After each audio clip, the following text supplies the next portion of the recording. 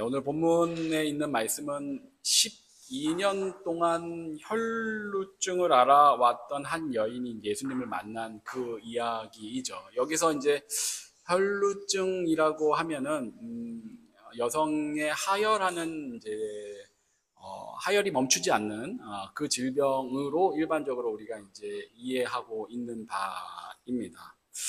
무언가 아프다는 것 자체만으로도 이제 충분히 괴로운데 그게 12년이나 지속되고 있다는 것은 그것도 참으로 견디기 어려운 아픔이다라는 생각이 듭니다. 그런데 이 여인의 이 아픔은 그냥 12년 동안 혈루증으로 아팠다 해서 끝나는 수준이 아니라 사회적으로도 굉장히 어려움을 겪게 되는 그런 질병이었습니다.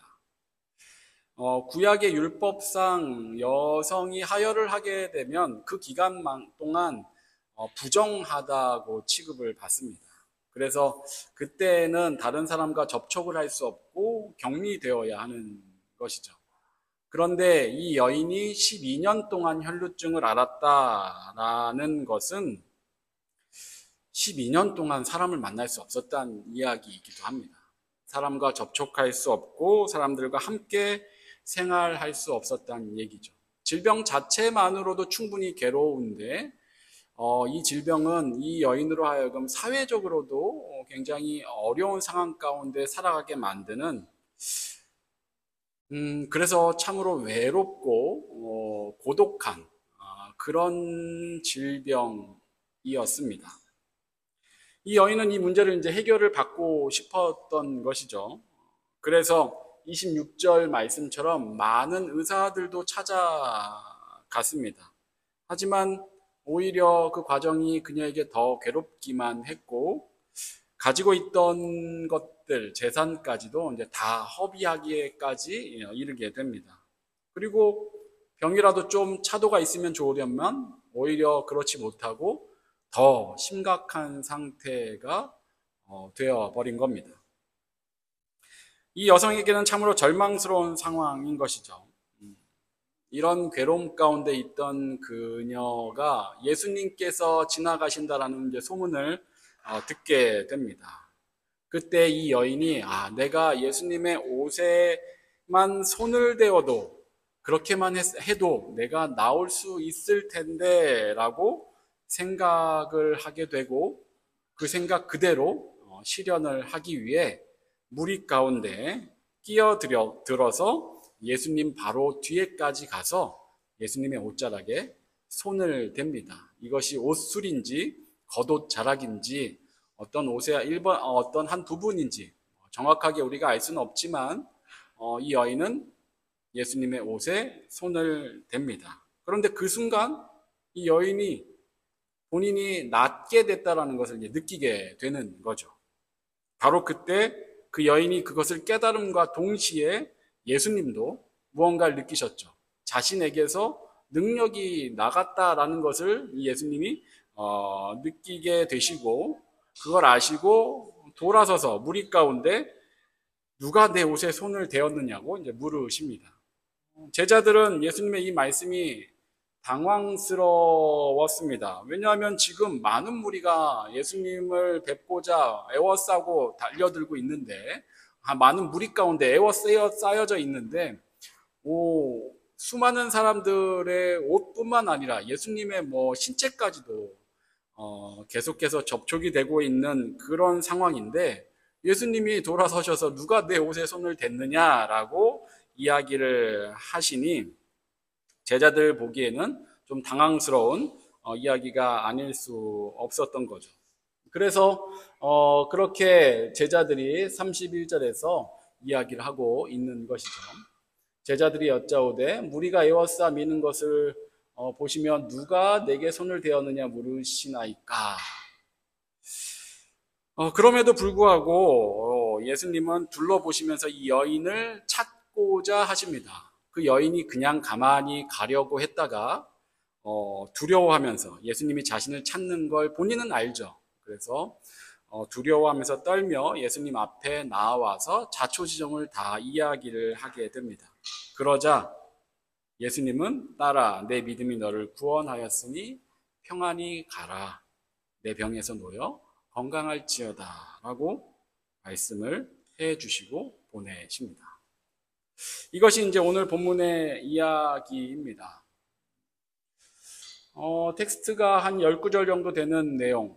게다가 사실 이 이야기는 야이로라는 회당장의 딸을 고치러 가시는 과정 가운데 들어와 있는 이야기인데, 이렇게 짤막한 몇 구절 가지고 우리가 당시에 이 상황과 이 여인이 겪었던 어떤 심정, 아픔, 괴로움들, 이걸 우리가 다 알진 못할 겁니다.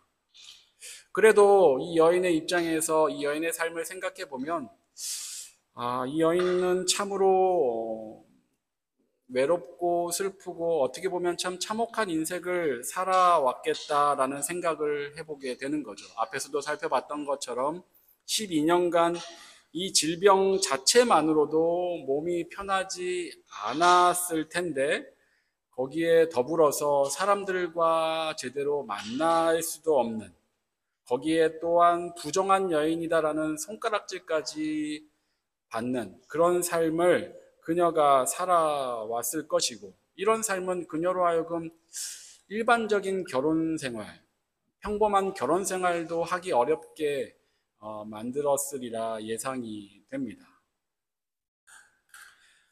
그런 그녀의 삶은 이 긴 세월 동안 많이 외로웠을 것이고, 많이 공허했을 것이고, 또 한편으론 많이 수치스럽고, 그래서 참 비참하고 절망스러운 세월이었을 겁니다.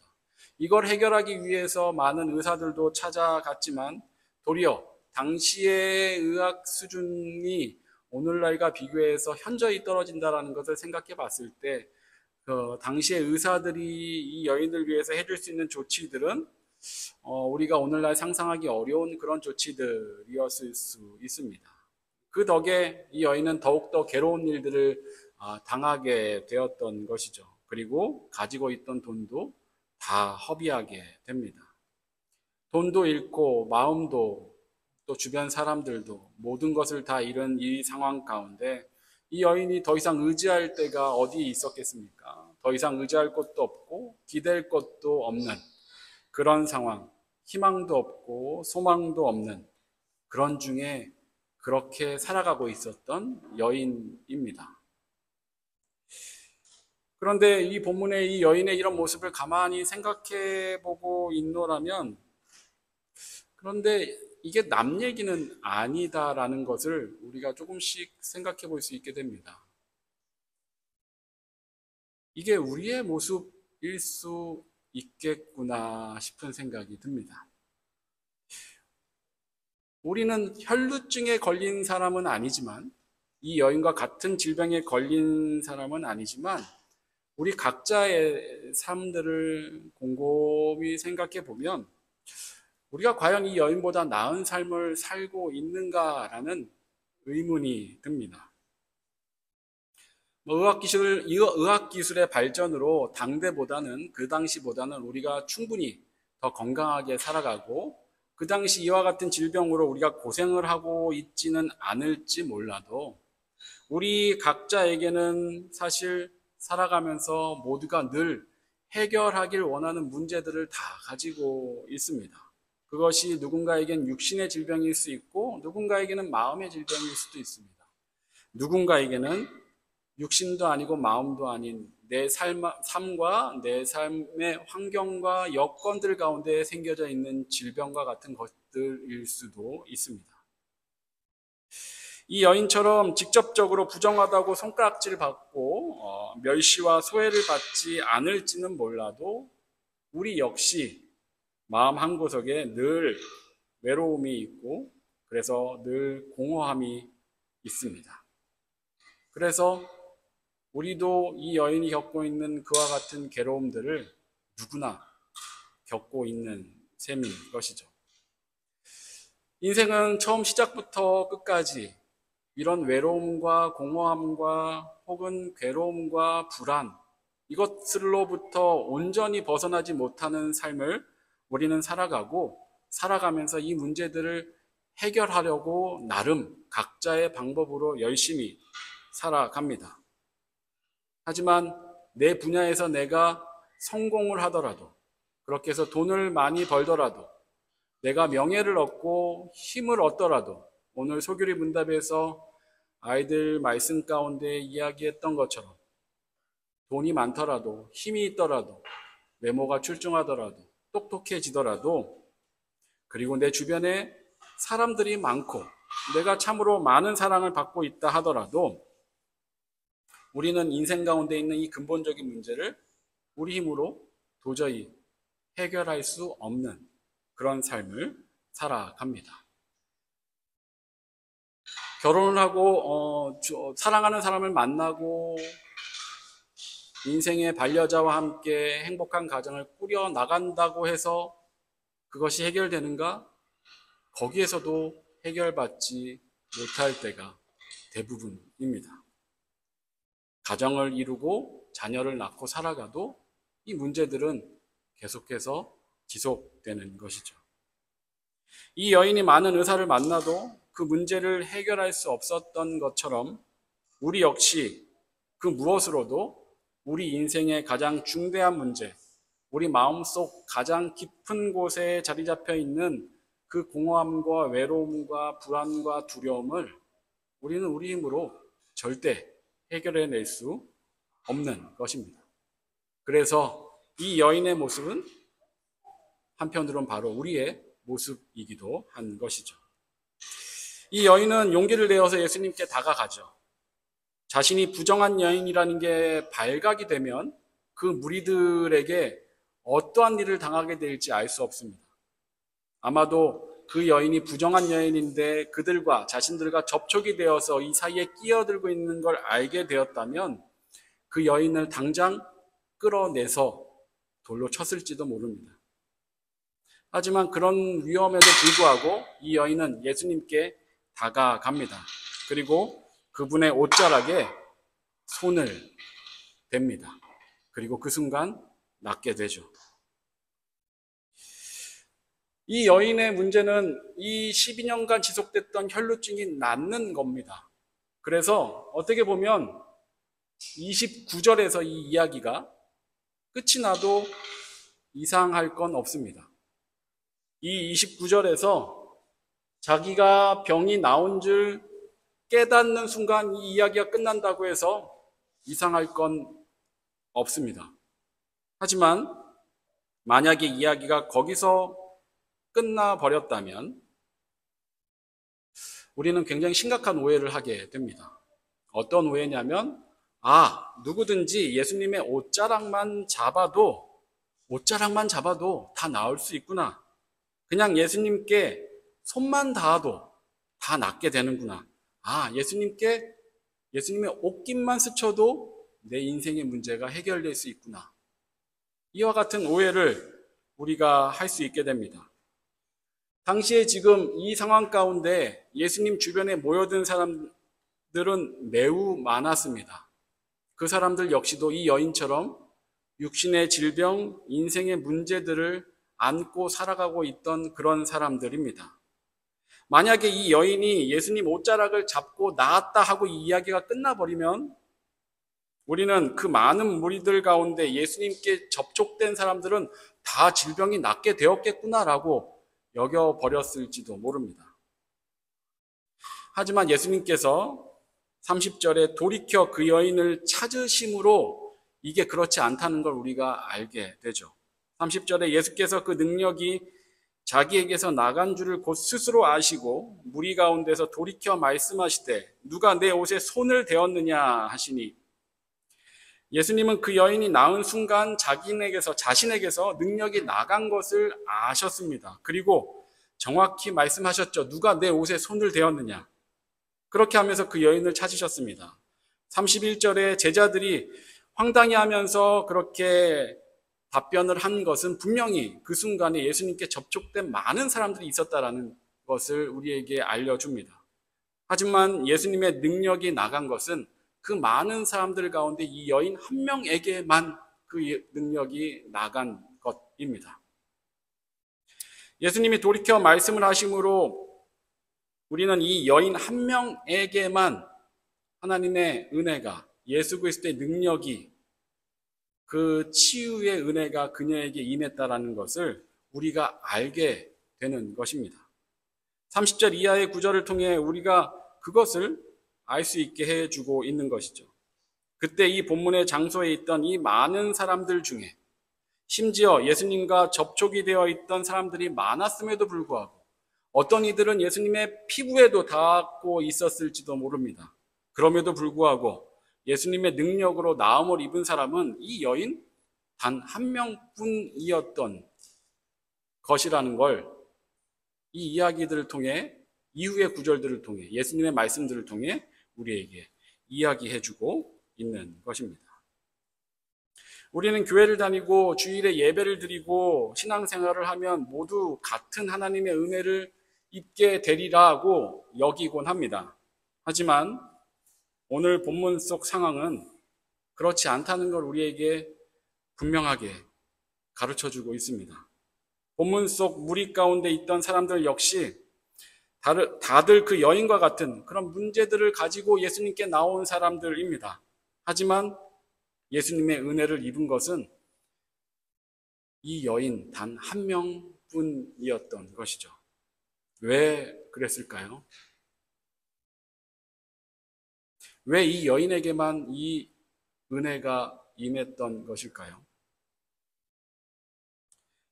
그녀가 이제서야 진정으로 하나님의 필요를 깨달았기 때문입니다.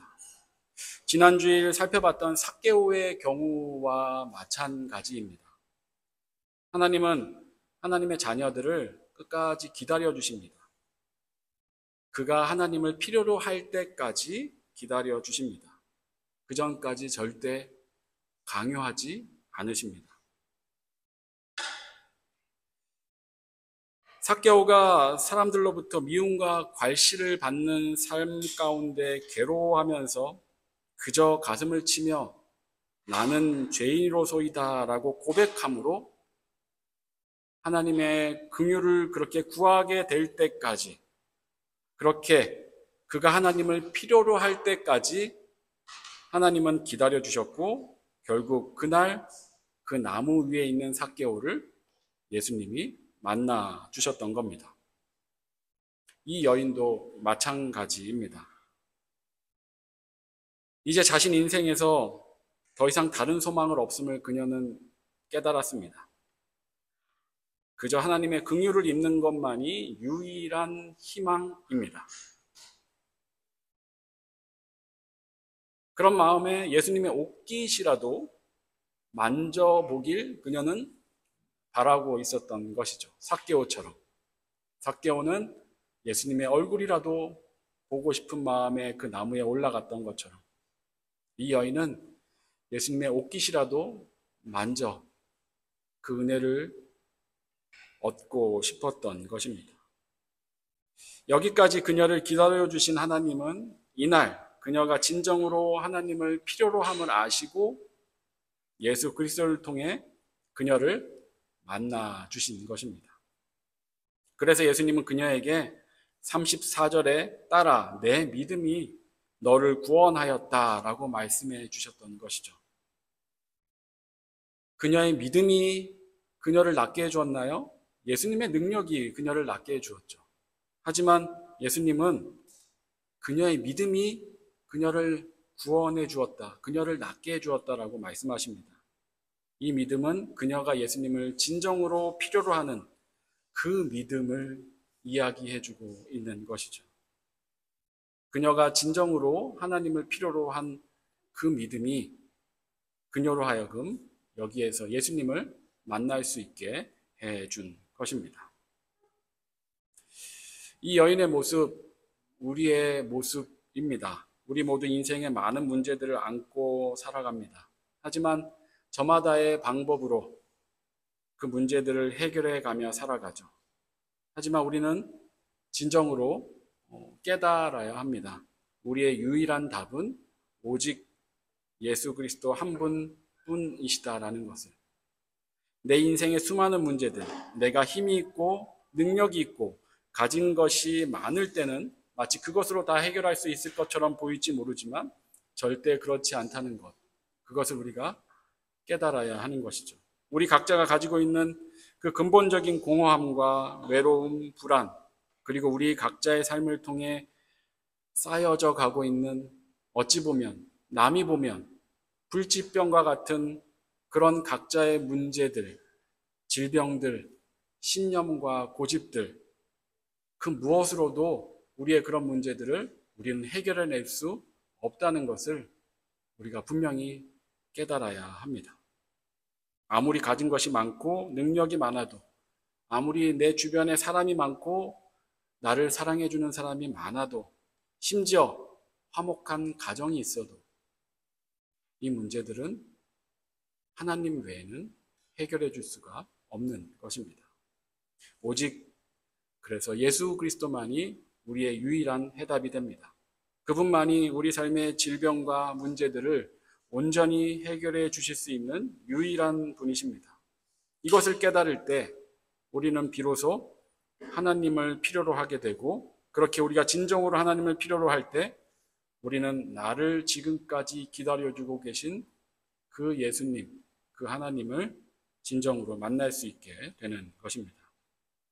그렇게 그 예수 그리스도가 내 인생의 중심에 들어오시게 되면, 그렇게 되면 비로소 그때부터 내 삶이 참 의미 있는 삶으로 바뀌어가게 되는 것입니다.